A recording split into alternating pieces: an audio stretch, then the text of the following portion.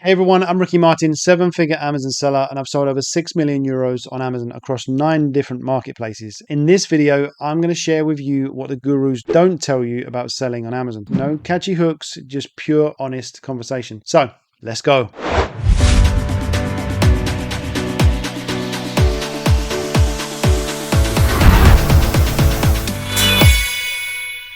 So number one, understand the pros and cons before you start. Selling on Amazon, like any business, needs some upfront investment. Wholesale private label requires a lot more, but arbitrage, you can start with a lot less. Ideally, you can start with about 2K plus, but it can be less. I mean, we started with 500 euros, but it does take a lot more work to begin with. Just know you're going to need to invest money and time, a lot of time at the beginning, but arbitrage is one of the easiest business models there is.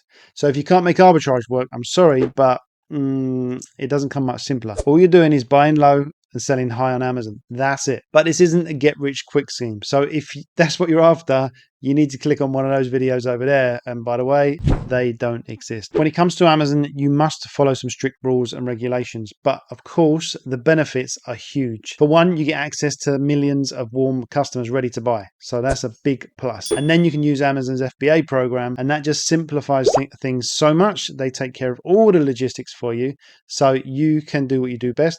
Find those products. It just makes it so easy. Number two, narrow your focus and set your goals. This is essential. It's so essential to narrow your focus, because whether you're doing wholesale, private label, or drop shipping or arbitrage, just pick one and stick with it. Because even within these methods, there's so many different strategies. There's thousands of strategies. So avoid distractions and focus on one to make real progress. I customize plans for my clients one-on-one because everyone has a different starting point. So everyone has a different experience. More often than not, I suggest arbitrage because when you're beginning, it's just so simple and so straightforward. But just pick one and run with it, whatever you're doing. Narrow your focus, right? You want to be so focused. This just helps you manage your time and your resources better. So reduce your distractions as much as possible, and it boosts your chances of success. And don't forget to set goals, daily, weekly, monthly, and yearly goals. Because if you don't have a target, what are you aiming for? You don't know what to push towards. And then anything can just distract you, and maybe you just take the day off. But when making goals, make them big goals. Not crazy, but big. These big goals make you think differently, and others may laugh at you when you tell them about what you're going to do, but just know that they're not big thinkers, right?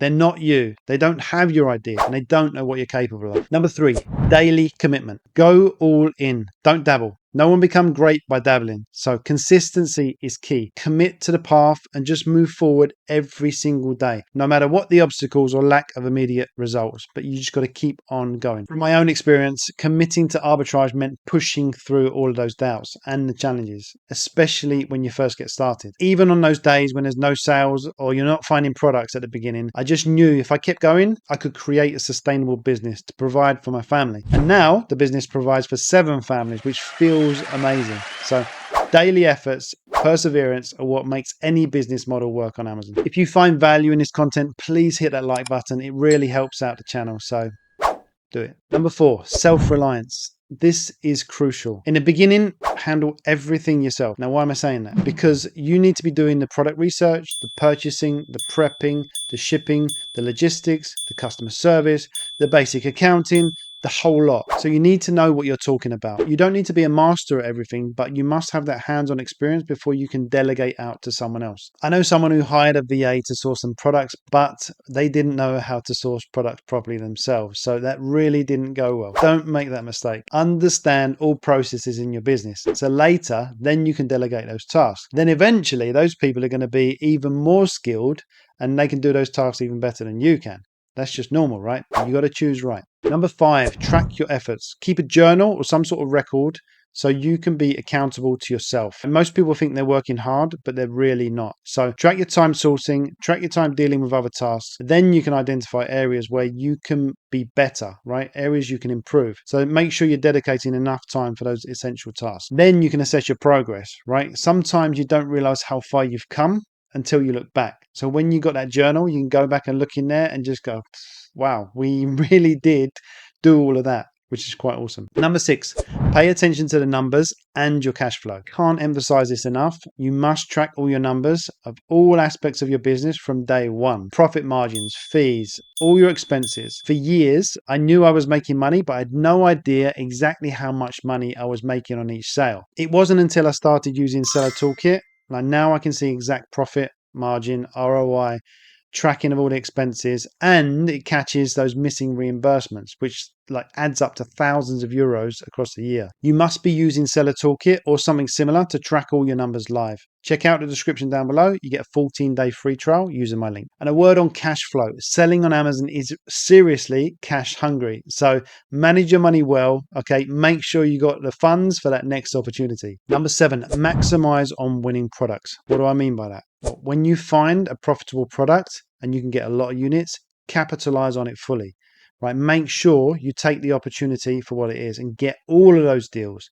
Maintain your stock levels, and then you can avoid missing out on the sales because someone else is going to get all that product and they're going to get those sales. So you don't want to miss out on an opportunity because they don't last forever. Number 8, positive mental conversation. You must keep a positive mindset. It's so crucial, right, for long-term success, especially when you're working alone at the beginning. So avoid negative self-talk. Focus on the small wins, right? Every single win matters. We want to reward ourselves for those mini dopamine hits for doing a great job. Then our brain just starts to look for all of those opportunities again. It wants more of that. So celebrate small victories. Stay optimistic about the future opportunities. Positive internal dialogue keeps you motivated, right? It encourages us to continue with that effort, even when we face challenges. Number 9, persistence pays off. You will face challenges. It will never be easy and straightforward forever.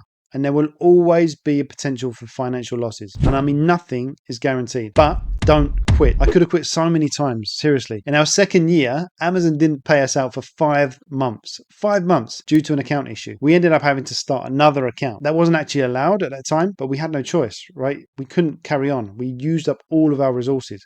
We almost quit. Almost, but we didn't. And I'm so glad we didn't. Perseverance just leads to massive breakthroughs. Remember, this challenge too shall pass. So don't quit. Number 10, build your team for growth. After learning the essentials yourself, you should, I believe, expand your team. Use virtual assistants for product research, purchasing, seller central management, invoice management, customer service, anything you can think of that takes you time, get it off your hands, right? Then you can use a 3PL as well for your shipping, and then you don't have to deal with all that prep. This leads to exponential growth and allows you to become the business owner and not the operator. We hired all 7 of our virtual assistants to us. They are Online Filipino Specialists. We hired them all from Onlinejobs.ph. That really helped me scale our business. If you want to check out Online Jobs, click on the link below. So remember, understand the pros and cons. Narrow your focus and set your goals. Handle your tasks yourself initially. Commit daily. Track your efforts. Pay attention to the numbers. Really do that. Maximize winning products. Stay positive and persevere through challenges, and then expand your team. Remember all of those. Now, there's a risk in any business, right? Including this one. But the potential rewards are massive. Financial independence and even financial freedom are possible, but that's when you start building your team. You got this. If I can do it, you can do it. Thanks for sticking around. Make sure you subscribe, hit that notification bell. Don't miss the next video. So I'll see you in the next one.